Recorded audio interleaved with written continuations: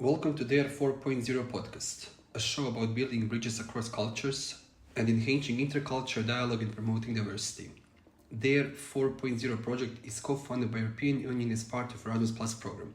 My name is Vedran from Youth Power, and today I have a chance to talk with my dear friend Mattia, who I also did with European Standardity Corp here in Lisbon, and I want to use this opportunity, this podcast, for him to share his experience in Lisbon, how this shaped him as a person and also in his professional life.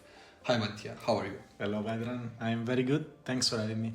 So, in the very beginning, can you tell us more about yourself? Can you introduce yourself to the audience? Like, who are you, where are you from, and what brought you to the world of Erasmus Plus and European projects? I certainly can. So, as you just said, my name is Mattia. I'm from Italy. I'm 30 years old. And about what brought me to this world, I will say that about 2 years ago, I was in a situation in my life where I've just felt stuck a bit. I was living in Italy. I was not totally satisfied with what I was doing and the experience that I was having. So I decided to go back to studying for my master in journalism. And I knew about these Erasmus opportunities where you could travel and study and living around Europe. And all these opportunities were financed by the European Union. So I decided to apply for it. And as a way to have some experiences abroad and to challenge myself and to experience what it's like to live in another country. So Erasmus Plus projects were kind of escape for you, like from the reality that you're experiencing. Yeah, I would say in Italy. so. Maybe not escape, but more just like a way to discover more about myself and to find something else other than my regular life. You know what I mean?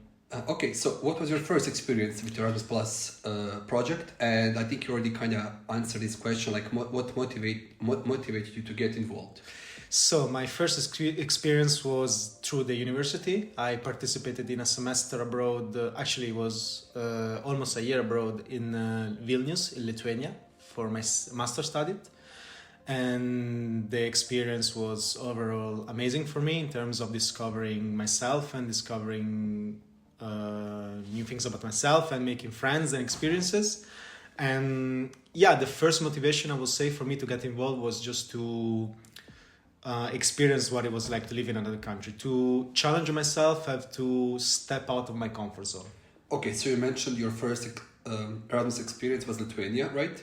So can you tell us, like, what was it like living and studying there? Like, any highlights of challenges that you like to share with us? So I was living in Vilnius, which is the capital of Lithuania. It's a big city, at least for my standard. And I won't lie, the first days were quite tough because, like I said, it was my first time living abroad, and I was quite scared of everything around me because everything was new. I'm from Italy, so obviously Lithuania is quite a different country from Italy in terms of weather, people, and living there. But gradually I found people similar to me, friends, and I started to love the place. And now I'm really attached to Lithuania. I went there again. I have friends, so I consider that place a part of my heart for sure. Highlights for sure, all the many friends that I made from all over the world thanks to Erasmus. And challenges, I will say the cold for sure. It gets very cold there in the winter. I'm talking about -20 sometimes, but you just need to wear a big jacket, I guess. So Lithuania is definitely not for living, but you're definitely coming back there. Yes, to visit. for sure. But besides Erasmus Plus studying that you did, you also did Erasmus Plus training courses, right? Yes, I took part in a training course this year in Chaves, which is in the south of Portugal, in the northern Portugal, close to Spain. And the experience, I would say, was very different from the usual Erasmus experience, which is more, I would say, more on the having fun side. This was more, focused. It was more about learning stuff and learning how to work as a team with the other fellow participants. But I would say overall the experience was very positive. We stayed there for almost a week. And I had a lot of fun in experiencing all of the activities and getting to know better how it's like to work in the youth sector. But did any like specific Erasmus Plus activity leave a significant impact on your personal or professional growth? Like maybe that one training course, something happened, or maybe in Lithuania. Can you highlight something? A significant impact. I mean, like I said, I think this training course for sure made me question about maybe working in the next future in this area, in the youth sector area, because I think I'm really passionate about this, about the Erasmus world, and about finding a way to share my experiences and this world of Erasmus and traveling around Europe to people with interests similar as mine. So yeah, for sure, I think the big impact that this left me is that I think I would like to maybe develop a professional career in this sector going forward. Okay, so now let's move a little bit from this Erasmus Plus training courses and exchange that you did in Lithuania. Let's go back to European Solidarity Corps that you did in Lisbon. So can you tell us about your role and what was the experience has been like here for you? For sure. Like you said, I was with you for almost 1 year in Lisbon. I was part of SPIN, Associação SPIN, which is an NGO in Lisbon that promotes youth working and education all around Europe. My role was to work in the office of SPIN, and it's hard to pinpoint one activities exactly because, like you said, we did a lot of things. It was a bit about content creation and social media management. It was about helping them with implementing and developing projects and events related to the Erasmus world.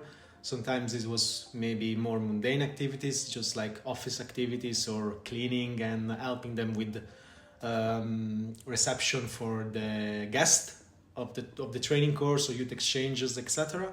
So I would say the experience was very, very good overall. I had the experience of living in Lisbon and working for an NGO was amazing, and yeah, I will for sure recommend it to everyone. Yeah, besides that we were working together, we also shared an apartment together. That's really important to mention. So, but what inspired you to choose Lisbon, and how has this city influenced your experience? Well, I chose Lisbon almost by chance. I knew that I wanted to live abroad and I wanted to live in another country other than Lithuania.